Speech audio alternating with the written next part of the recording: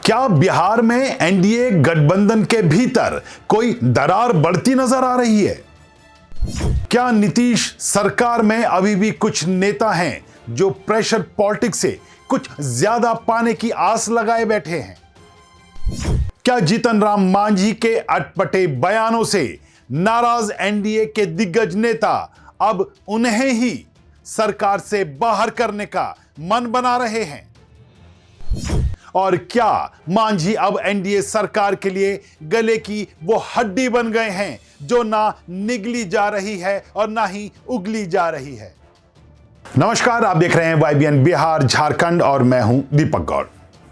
मुद्दा गर्म है कि आज के इस एपिसोड में हम बात करेंगे बिहार की राजनीति में पिछले कुछ समय से नजर आ रहे ऐसे बयानों की, जिसमें एक नेता बोलता है तो जदयू बेचैन हो जाती है और वही नेता जब दोबारा किसी दूसरे मुद्दे पर बोलता है तो भाजपा असहज हो जाती है। आज हम बात कर रहे हैं उस नेता की जो अपने विवादित बोलों के चलते सत्ता के लिए खतरा बन चुके हैं। एक ऐसे नेता की जिसके बयान भले ही सत्ता पक्ष को लाभ देते नजर ना आ रहे हों, लेकिन उनके बयान विपक्ष के लिए सत्ता पर वार करने के हथियार बन जाते हैं और जिसके बयान अब माफी की हद से बाहर निकल चुके हैं। तो मुद्दा गर्म है कि आज के इस एपिसोड में हम बात कर रहे हैं जीतन राम मांझी की, उनके विवादित बयानों की, उनके गठबंधन में बने रहने और राज्यसभा सीट पाने को लेकर जो हालिया बयान दिए उनकी और उनकी इन हरकतों के बाद उठने वाले कुछ सवालों की। क्या अब जीतन राम मांझी के लिए एनडीए में जगह बची है? क्या जदयू और भाजपा अब मांझी पर अंतिम फैसला लेने के मूड में हैं? और क्या वाकई मांझी के जाने से सरकार पर कोई फर्क पड़ेगा? आज के इस वीडियो में हम आपको बताएंगे वो पूरी कहानी, जिसमें बयान है, बेचैनी है, नंबर गेम है और है बिहार की राजनीति का सबसे बड़ा सवाल। क्या अब गठबंधन में एक छोटी दरार नजर आएगी और एनडीए गठबंधन का एक छोटा हिस्सा बाहर हो सकता है? आज के इस वीडियो में हम आगे बढ़ें, इससे पहले अगर अभी तक आपने हमारे इस चैनल को सब्सक्राइब नहीं किया तो सब्सक्राइब कर लें और बेल आइकन का बटन दबाना ना भूलें।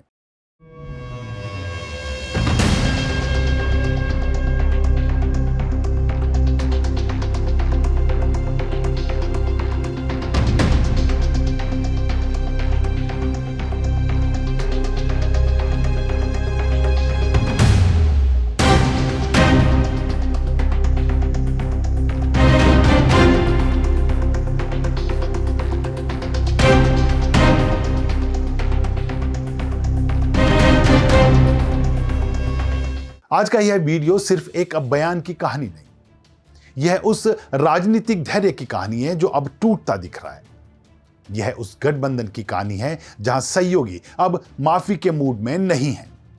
और यह उस नेता की कहानी है जिसके शब्द अब खुद उसके लिए भारी पड़ते नजर आ रहे हैं। तो आपको बता दें कि जीतन राम मांझी पिछले कुछ महीने से लगातार सुर्खियों में हैं, लेकिन वजह कोई विकास कार्य नहीं, कोई नई पहल नहीं, बल्कि उनके विवादित बयान हैं। ऐसे बयान जो जदयू और भाजपा दोनों के लिए असहजता का कारण बनते जा रहे हैं। ताजा मामला उस वायरल वीडियो से जुड़ा है जिसमें जीतन राम मांझी खुले मंच से यह दावा करते हुए नजर आ रहे हैं कि गया के एक अधिकारी को फोन करके उन्होंने अपनी पार्टी के एक उम्मीदवार को 2020 के विधानसभा चुनावों में जीत दिलवाई थी। उस उम्मीदवार की हार तय मानी जा रही थी। करीब 2700 वोटों से वह उम्मीदवार पीछे चल रहा था, लेकिन एक फोन कॉल और नतीजा बदल गया। अब सोचिए, नीतीश कुमार की गठबंधन वाली सरकार के एक घटक दल के मुखिया और केंद्रीय मंत्री खुलेआम यह कह रहे हैं कि प्रशासनिक हस्तक्षेप से चुनाव का नतीजा बदल दिया गया। यह बयान सिर्फ नैतिक सवाल नहीं खड़े करता, बल्कि लोकतांत्रिक प्रक्रिया पर भी गंभीर सवाल उठाता है। यहीं से जदयू और भाजपा की परेशानी शुरू होती है, क्योंकि ऐसे बयान विपक्ष के लिए हथियार बन जाते हैं और जब हथियार सहयोगी के हाथ से गिरे तो चोट ज्यादा गहरी लगती है। लेकिन यह बयान अकेला नहीं है। मांझी के बयान अब एक पैटर्न बन चुके हैं। पहले उन्होंने कहा कि चुनाव जीतने की ताकत उनके पास है, फिर उन्होंने कमीशन खोरी पर ऐसा बयान दे दिया जिसने पूरी राजनीति को हिला दिया। गया जी में अपनी ही पार्टी के विधायकों के सम्मान समारोह में मांझी ने खुलेआम कहा कि सभी सांसद और विधायक कमीशन लेते हैं।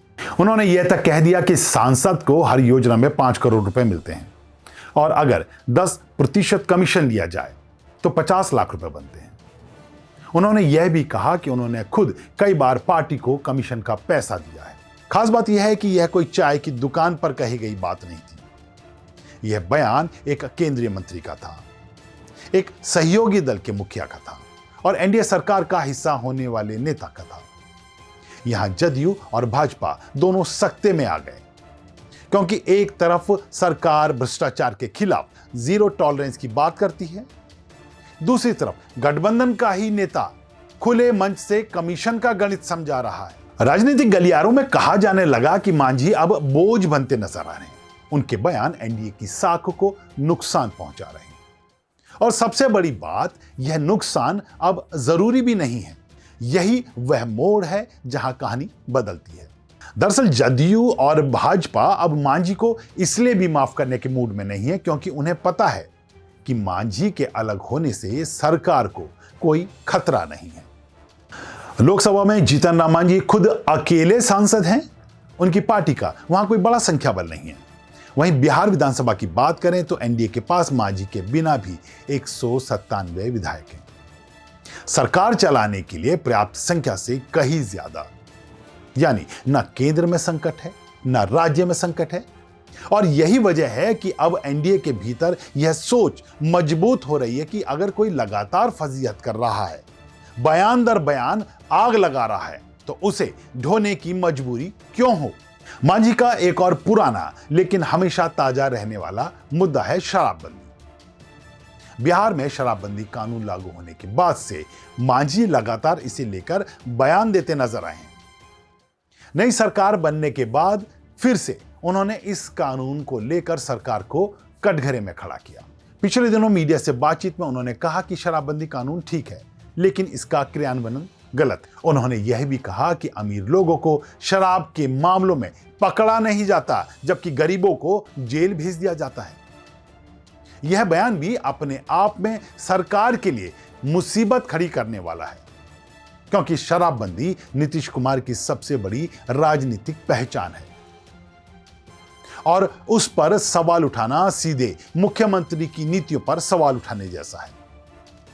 मांझी यही नहीं रुके, उन्होंने मांग कर दी कि शराब के मामले में गरीबों पर दर्ज केस पूरी तरह खत्म किए जाएं। अब सवाल यह है कि क्या नीतीश कुमार ऐसा करेंगे, और अगर नहीं करते तो मांझी का अगला बयान क्या होगा। और यही अनिश्चितता जदयू और भाजपा को अब सबसे ज्यादा परेशान कर रही है। हालांकि मांझी ने खुद को गरीब परिवार से आने वाला बताते हुए भावनात्मक तर्क भी दिया। उन्होंने कहा कि उनके घर में शराब बनाई जाती थी, बेची जाती थी, लेकिन उन्होंने कभी शराब का सेवन नहीं किया। उन्होंने शराब पीने वालों को राक्षस तक कह दिया। लेकिन राजनीति में भावनाओं से ज्यादा महत्व संदेश का होता है और मांझी का संदेश बार बार सरकार के खिलाफ जाता दिख रहा है। दिलचस्प बात यह है कि इसी बयान में मांझी ने गृह मंत्री सम्राट चौधरी की तारीफ भी कर दी। उन्होंने कहा कि सम्राट चौधरी से उन्हें बड़ी उम्मीद है। उन्होंने शराब माफियाओं के खिलाफ बुलडोजर एक्शन की बात तक कही और कहा कि अगर सम्राट चौधरी को फ्री हैंड दिया जाए तो शराब तस्करी खत्म हो सकती है। यह बयान भी अपने आप में एक राजनीतिक संदेश था। एक तरफ मुख्यमंत्री की नीति पर सवाल, दूसरी तरफ गृह मंत्री को खुला समर्थन। जदयू इसे कैसे देखे और भाजपा इससे कैसे बचे। अब एनडीए के भीतर साफ तौर पर यह चर्चा चल रही है कि मांझी को अब ज्यादा छूट नहीं दी जा सकती। उनके बयान सहयोगी की तरह नहीं, विपक्षी की तरह लगने लगे हैं। राजनीति में गठबंधन विश्वास पर चलता है और जब एक सहयोगी बार बार भरोसे को चोट पहुंचाए तो रिश्ते लंबे नहीं चलते। सूत्रों की माने तो जदयू और भाजपा दोनों अब मांझी के बयानों को लेकर सख्त हैं। अब यह साफ साफ कह दिया गया है कि आगे कोई बयान आया तो कार्रवाई भी होगी, चाहे वह राजनीतिक दूरी हो या संगठनात्मक फैसला। एनडीए के लिए यह फैसला इसलिए भी आसान है क्योंकि नंबर गेम पूरी तरह उनके पक्ष में है। ना माझी के बिना सरकार गिरती है, ना नीति रुकती है। यानी यह गठबंधन अब मजबूरी नहीं, विकल्प की स्थिति में है। बिहार की राजनीति में यह एक बड़ा टर्निंग पॉइंट हो सकता है। अगर माझी और एनडीए के रास्ते अलग होते हैं तो यह सिर्फ एक गठबंधन टूटने की खबर नहीं होगी, यह उस राजनीति का अंत होगा जहां बयानबाजी को रणनीति समझ लिया गया है। अब देखना दिलचस्प होगा कि जीतन राम मांझी अपने तेवर बदलते हैं या फिर जदयू भाजपा अपने फैसले पर आगे बढ़ती है। लेकिन एक बात साफ है कि अब माफी का समय बीत चुका है। अब राजनीति के हिसाब किताब का दौर शुरू हो चुका है। बहरहाल मुद्दा गर्म में आज इतना ही। आपको यह विश्लेषण अगर पसंद आया हो तो इस वीडियो को लाइक शेयर जरूर करें। साथ ही अगर अभी तक आपने हमारे इस चैनल को सब्सक्राइब नहीं किया है तो इस चैनल को सब्सक्राइब कर लें और बेल आइकन का बटन दबाना ना भूलें। मुद्दा गर्म है कि आज के इस वीडियो में इतना ही। एक बार फिर से एक नए मुद्दे के साथ आपके बीच होंगे हाजिर। तब तक के लिए दीजिए इजाजत। नमस्कार।